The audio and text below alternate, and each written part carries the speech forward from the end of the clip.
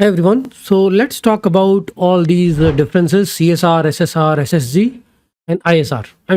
These are just like different rendering strategies which are now available. And what is the real difference? Let's CSR. Let's say there is a React application which is built, and how you are building a React application is simple, right? You write code, and then you create a build of it, and put those static files somewhere on the server. So here it's like your code is here. You build it, and whatever the output like dist folder or build folder, you put it on the maybe the web server. It doesn't need to be web server, it can be simple S3 bucket, because what you are doing is you are actually putting the static content, static artifacts. It can be S3 or Azure Blob, or it can be like Netlify or Vercel, because they are also hosting the static content. So once the code is ready, what you do, you just do the simple build, and then once you do the build generates the artifacts, the files which you put on some server. And how it is doing is, now what is the rendering strategy? You just send a request, okay, I need to go to app.example.com. What happens with this process? It actually go and resolve the domain, and it will check, okay, this is the domain, and it will start getting the content. First of all, it will create download the HTML on the browser, then it will fetch the JavaScript and CSS. Internally, it does lots of things like creating a CSS DOM, then download a JavaScript, add a dynamic behavior and all. So now it start rendering the initial UI, because now it has a JavaScript HTML starts painting the page, but there are some dynamic behaviors which can be added with the JavaScript, and render the initial UI. And then you start doing the interactions. Let's say on the own load of the application, you wanted to get the data. Then there is a separate section of the server. There can be API server from where you will start getting the data, right? So this is when some user is reading your website. Then all these interactions happening through the external API. You will be writing on an API endpoint. From there, you will get a data, and the data you will be able to show on the page. And all the user interaction like form submission or fetching the data, saving the data, all those actions happens against the APIs. Here you will do all the CRUD related operations, right? And you are just nothing but hitting the APIs to persist the data at the server side. This is pretty much the CSR client side application which we create using Create React App or any other framework which is supporting CSR. Earlier, before 4 or 5 years, CSR was popular, and still popular. It's just a best use case when you need CSR and when you need SSR. Still, we write lots of applications with the CSR. So now let's compare it with SSR. So after CSR comes SSR, server side rendering. We will be talking a lot about this in this particular series, but how actually it works. And there are many frameworks, not only Next.js, WorldKit, Next, or Next.js, right? So client sends a request to the server for any particular page. Then there is a server-side rendering engine. So it's not like some static artifacts are uploaded on S3 bucket or Azure Blob, which you can read by just reading the index.html, right? So we have already seen that this particular thing. What happens is when you upload the content on S3, it renders the index.html. And index.html contains, okay, what all JavaScript it needs, HTML, CSS it needs, and the whole website rendered as a static website. Now, obviously, you do the user interactions, do the API call, and then JavaScript, the React JavaScript adds the dynamic behavior. But here, it's not some static content which is being rendered from the S3 Azure Blob or Netlify Vercel. It's actually a real Node.js server. Here, when it comes to server, it's a Node.js HTTP server which is returning your request. So it's a rendering engine. What it does is, let's say if you are just rendering a simple page which doesn't have any data, then it will just render HTML. Server will send the response with the data. So it is giving you the final HTML to be rendered on the browser. But sometimes you need a data, right?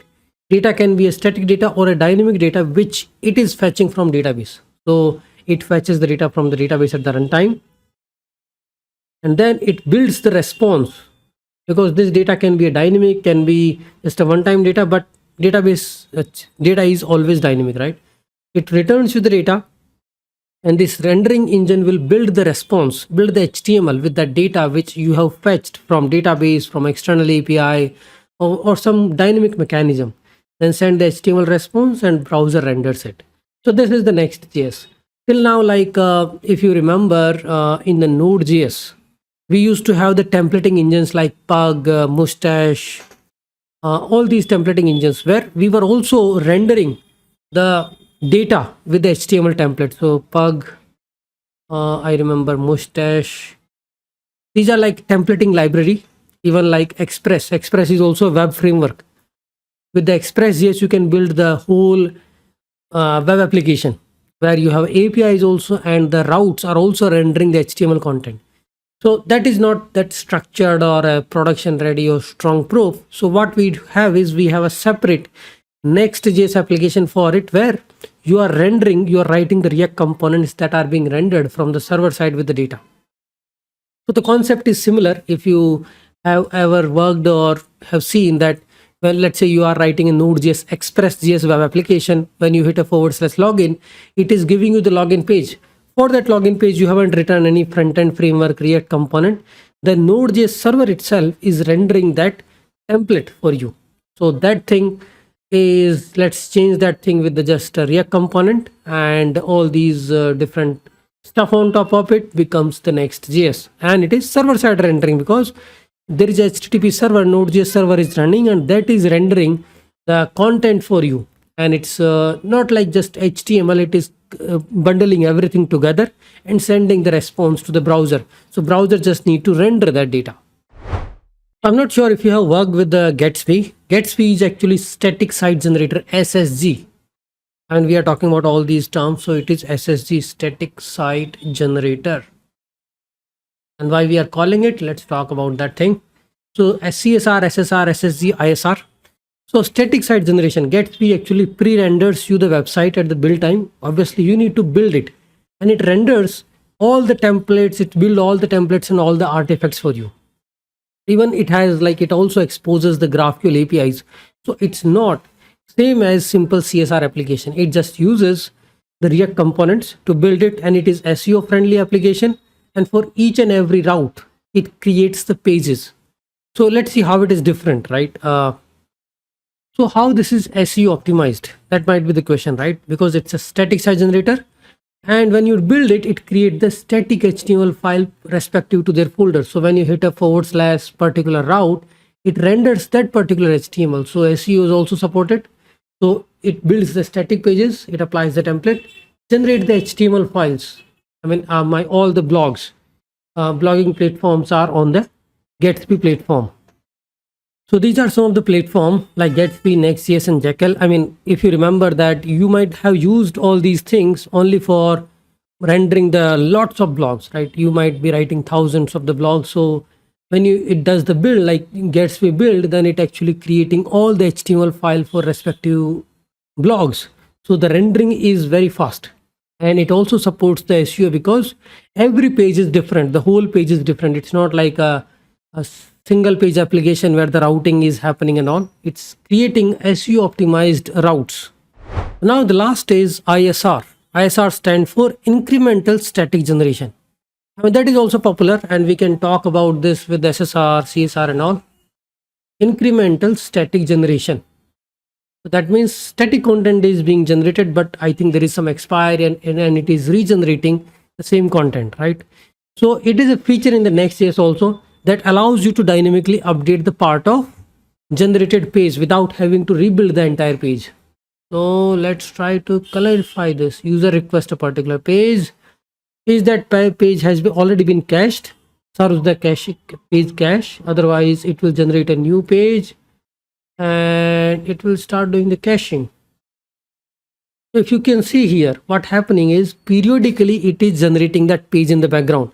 This is very important aspect of Next.js, that how it is maintaining the cache and expiring the content periodically. So you don't need to actually rebuild it or recompile it. Always it is just regenerating the content, and without reloading the whole page, it is able to provide you that. So this is really important, incremental static generation. I mean, the content is static, which is already there on the page based on the expiry it is generating, and it is giving you the data back. So it's all about revalidation. ISR periodically checks for the change in the data that your page depends on, right? Is a regeneration, like if there are changes, next year generate only the affected pages, leaving the rest of the site static. So it's the impact is only on that particular chunk which you wanted to refresh. So there is a invalidation and expiry involved with this process.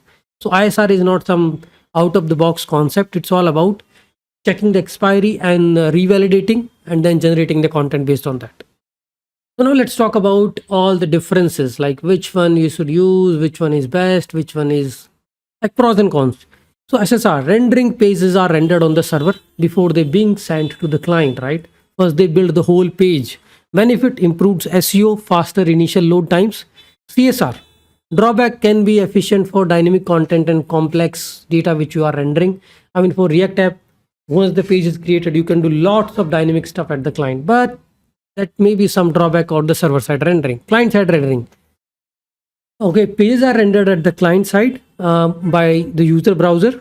Benefits, more flexibility for the dynamic content on the browser side because lots of things are happening at the browser, and browser is good at with JavaScript. Drawbacks, can have a slower initial load time because I mean I remember that why people starts moving to SSR only to have an initial rendering of the website fast, because when you hit a page, server builds the page completely and sends the final HTML to the browser, and browser happily can do that. In CSR you cannot perform the SEO. So wherever you build the blog website and all, you don't use as this React application. Either I go for Gatsby or Next.js. ISR, which is incremental site generation, it's actually a hybrid model of CSR or SSR. So ISR is not something new. I mean, pages are pre-rendered statically, but can be generated dynamically for a specific purpose or when the data change. So it's like a mix of CSR and SSR. Benefit, combines the advantage of CSR and SSR both. Drawbacks, require additional configuration for revalidation and caching. So based on your comfort, we are just going to talk about SSR and ISR also. This is our focus with the Next.js 14 in these videos.